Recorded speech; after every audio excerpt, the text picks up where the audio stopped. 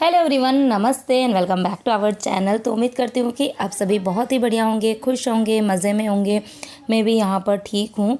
तो सुबह की अभी बज रही है 6:30 बजे से करी है मैंने अपने व्लॉग की शुरुआत। तो इतने दिन जब बच्चे स्कूल जाते थे तो मुझे जल्दी उठना पड़ता था, तो उसके लिए मैंने 2-3 अलार्म जो है वो मोबाइल में लगा रखे हैं। 5 बजे, 5:15, 5:30। तो अभी बच्चों के वैकेशन है, अभी इतना जल्दी उठने की कोई ज़रूरत नहीं है, लेकिन फिर भी वो एक आदत जो है ना वो बनी हुई है। अलार्म जो है वो लगे हैं तो उसकी वजह से मेरी नींद जो है वो खुल जाती है, लेकिन फिर एकदम से याद आता है कि इतना जल्दी उठ के करूँगी क्या, क्योंकि अभी कोई जल्दबाजी नहीं है। लेकिन हाँ, 6:30 बजे तो फिर मैं उठ ही जाती हूँ, क्योंकि अगर अब मैं लेट करूँगी और ना थोड़ा भी अगर आलस दिखाऊँगी सुबह सुबह, तो फिर मेरे आगे के सब काम डिस्टर्ब हो जाएंगे। सुबह जो मॉर्निंग वॉक, नई रूटीन जो स्टार्ट करी उसको मुझे कंटिन्यू करनी है।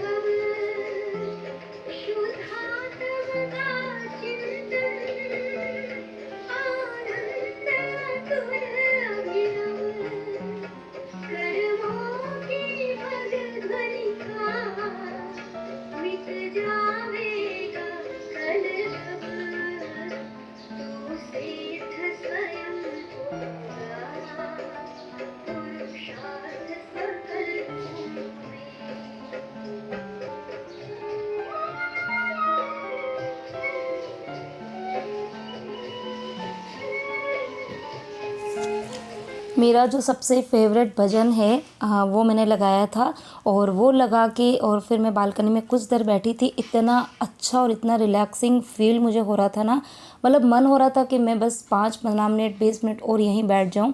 लेकिन ये है कि आगे के काम जब आपके दिमाग में चलते रहते हैं ना, तो कुछ देर आपको अच्छा लगता है बैठना, लेकिन उसके बाद में एक क्लिक जो है वो माइंड में चलता रहता है।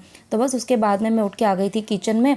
कुछ काम यहाँ पर मैंने निपटा दिए हैं, जैसे कि मुझे ब्रश वगैरह करना था वो मैंने कर लिया है। गर्म पानी मैंने पहले ही पी लिया था, और उसके बाद में पूरे ही घर के अंदर एक बार का मैंने झाड़ू जो है वो भी निकाल दिया है, पानी छान दिया है, और शॉप की जो पानी की बोतल होती है वो भी मैंने भर के रख दी है, और दूध यहाँ पर बना दिया है सबके लिए, और मेरे लिए चाय बन गई है। तो इतने काम जो है वो मैंने निपटा दिए हैं।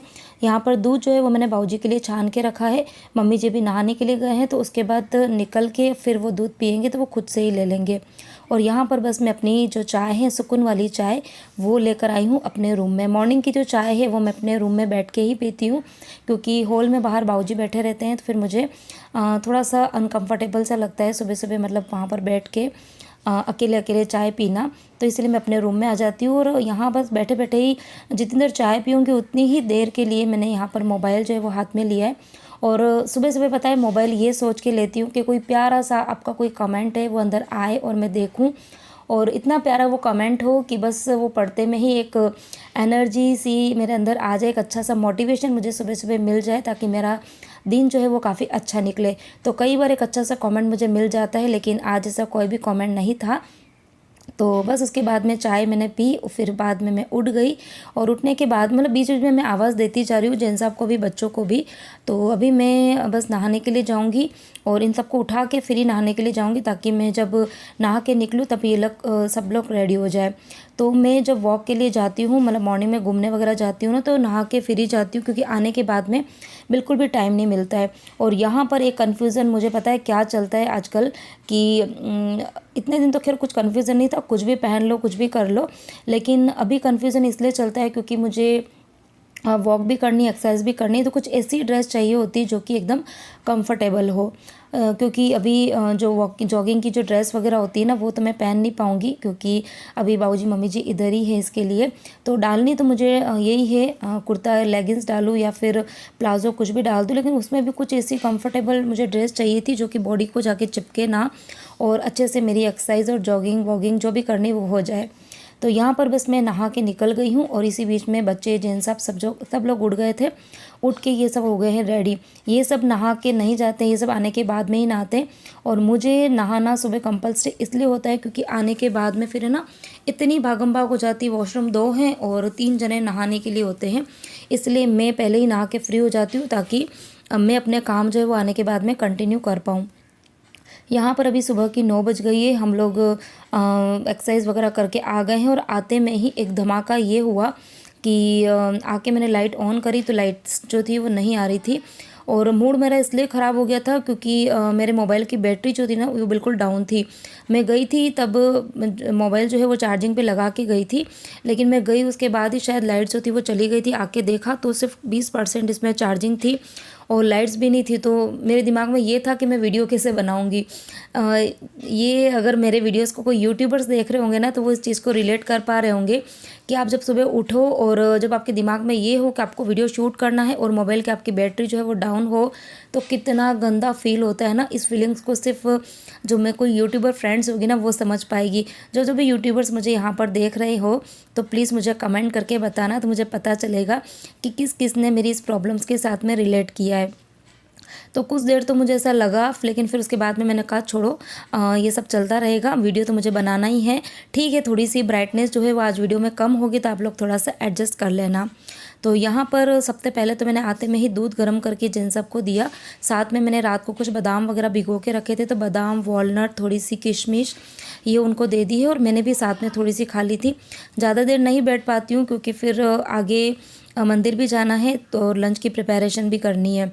और विहान आज हमारे साथ में विहान तो आया था, गार्डन कुछ देर के लिए आया था, उसके बाद वो घर पे आ गया था। परी नहीं उठी थी। परी का एक्चुअली आजकल 2-3 दिन से मूड काफ़ी अपसेट चल रहा है, क्योंकि मैंने आपको कल के वीडियो में भी बताया था कि परी के फेस पे ना थोड़ा सा इन्फेक्शन सा हो गया है, मतलब पूरे ही फेस पर। और मैंने जब डॉक्टर को बताया था तो डॉक्टर ने बोला था कि एक्यूट सनबर्न हुआ है।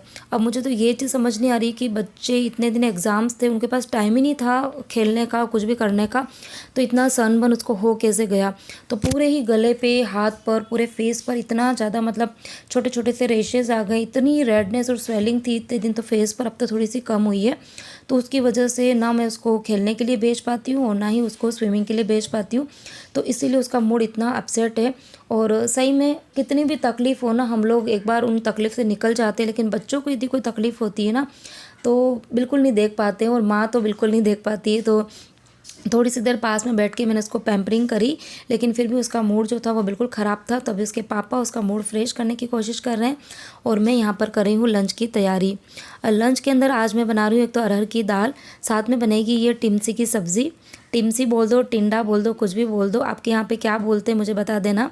हमारे यहाँ पर तो इसको टिमसी बोला जाता है। तो ये मैं कल लेकर आई थी। अच्छा, कल मैं गई थी सब्ज़ी मंडी ना, तो अभी जैसे कि हाँ हमारे यहाँ मुंबई में तो समर्स जो है ना वो स्टार्ट हो गई है। तो जो पत्ते वाली सब्जियां जो कि इतने दिन धड़ल्ले से दिखती थी ना, पूरे मार्केट में पूरी पत्ते वाली सब्जियां ही दिखती थी और मटर दिखते थे, वो अब थोड़े से कम हो गए हैं। और मुझे लग रहा है कि शायद आजकल ये टिंडे की सीज़न है, तो हर जगह पे मतलब पूरे ढेर से लगे रहते हैं टिंडों के। तो मैंने सोचा पसंद तो किसी को नहीं है मेरे अलावा, लेकिन हाँ सीज़नल सब्ज़ी है तो 2-4 बार तो मैं बनाऊँगी। तो यहाँ पर बस रात को ही सब्जियाँ धो के रखी हुई थी, तो फटाफट से भी मैंने सब्ज़ी चॉप कर दी है। दाल मैंने चढ़ाई दी थी और फिर मैंने सोचा एक काम करती हूँ कि कढ़ाई के अंदर पहले दाल के लिए तड़का तैयार कर देती हूँ और इस तड़के को कुकर में डाल दूँगी और फिर इसी कढ़ाई के अंदर सब्ज़ी को तड़का लगा दूँगी। तो एक कढ़ाई जो है वो मेरी थोड़ी सी कम हो जाएगी बर्तन में। बर्तन तो खैर बहुत होते हैं, आजकल बच्चों की छुट्टियां हैं, दिन भर वो घर पे ही रहते हैं, तो जो मेरी सिंक है वो बिल्कुल भी खाली नहीं रहती है। लेकिन यही है कि थोड़ी सी मैं अपनी समझदारी दिखाऊं तो कुछ बर्तन जो है वो कम हो सकते हैं। तो बस एक कढ़ाई जो थी वो मेरी कम हुई थी। तो यहाँ पर तड़का जो है वो बन रहा था, तब तक मैंने सोचा कि आटा लगा देती हूँ। तो आज मैंने आटा जो है वो सिंपल गेहूं का ही आटा लगाया था, क्योंकि कल दोनों टाइम मैंने मल्टीग्रेन आटा जो था ना उसी की रोटियां बनाई थी। तो सोच के तो ये रखा हुआ है कि दिन में एक बार मतलब 2 बार रोटी बनती है, तो एक बार मैं गेहूं की रोटी बनाऊंगी और एक बार मल्टीग्रेन वाले आटा जो है ना उसकी रोटी बनाऊंगी। लेकिन कल है ना दोनों टाइम उसी की रोटी बन गई थी, तो फिर जैन साहब ने बोला था कि एक ही टाइम बना, एक टाइम नॉर्मल रोटी बना, तो इसलिए फिर मैंने यहाँ पर सिर्फ गेहूँ का आटा जो है वो लगा दिया है। तो यहाँ पर बस आटा जो है वो लग गया है और दाल जो थी वो बॉईल हो गई थी। अभी तड़का उसके अंदर डाल दूँगी तो दाल जो है बन जाएगी। चावल मैंने पहले ही भिगो के रख दिए थे।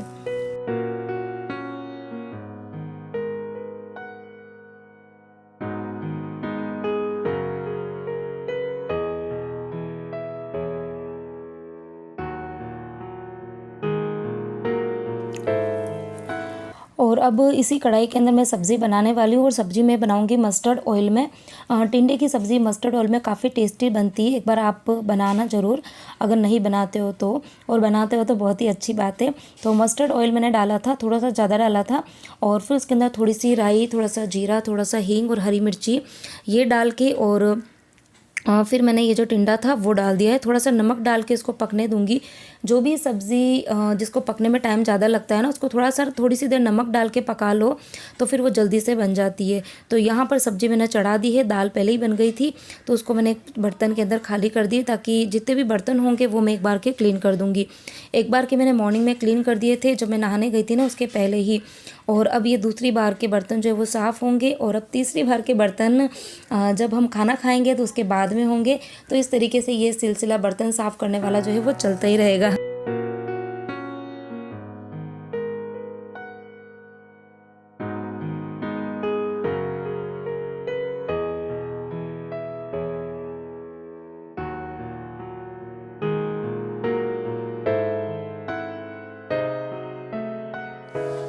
यहाँ पर अब मैं आपसे काफ़ी ज़्यादा लेट मिल रही हूँ, मतलब अभी 11:30 बजे का कुछ टाइम हो रहा है।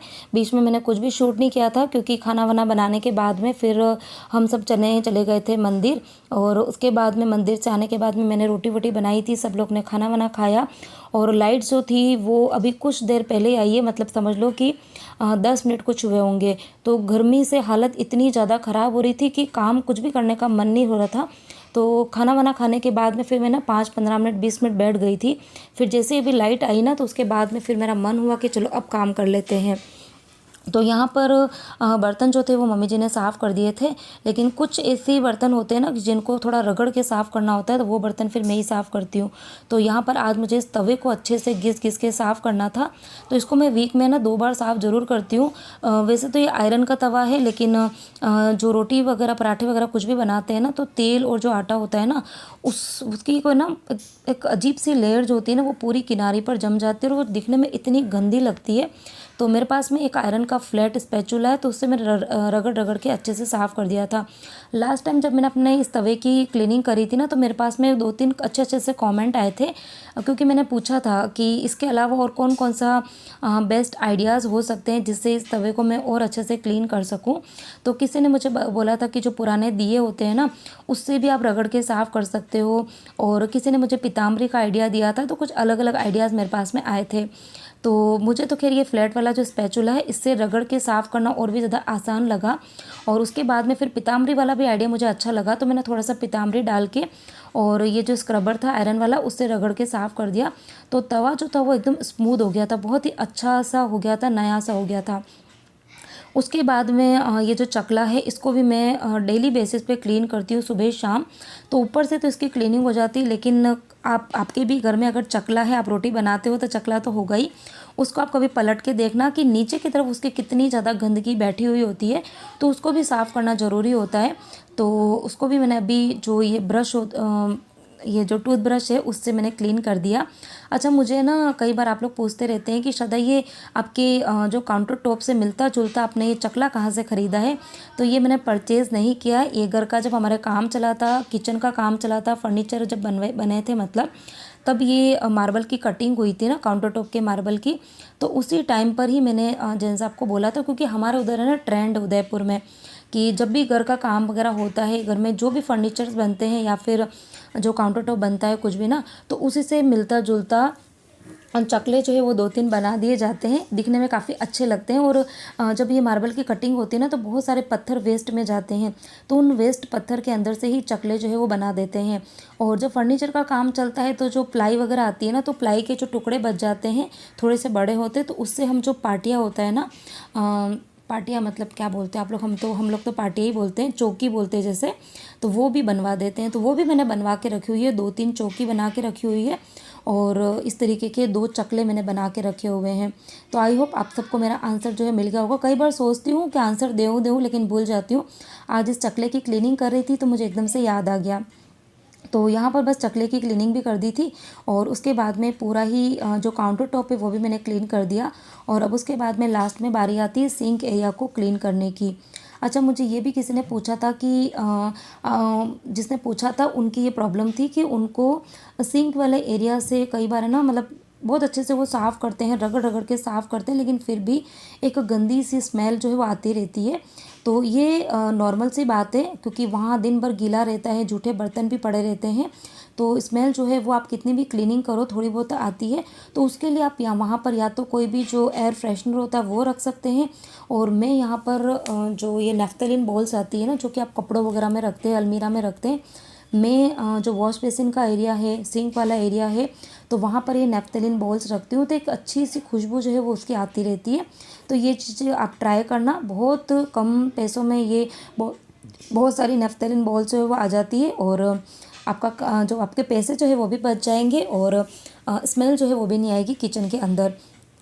तो ये एक बहुत ही बढ़िया वाला टिप्स है, सस्ता वाला टिप्स है, फॉलो ज़रूर करना। और पसंद आया हो तो प्लीज़ मेरे वीडियो को आप लाइक ज़रूर कर देना। तो यहाँ पर बस सिंक वाला एरिया जो है वो भी मैंने क्लीन कर दिया था और अब बारी आती है सारे ही फर्नीचर्स को साफ़ करने की। अच्छा, यहाँ पर भी मैं आपके एक कमेंट का आंसर ज़रूर देना चाहूँगी।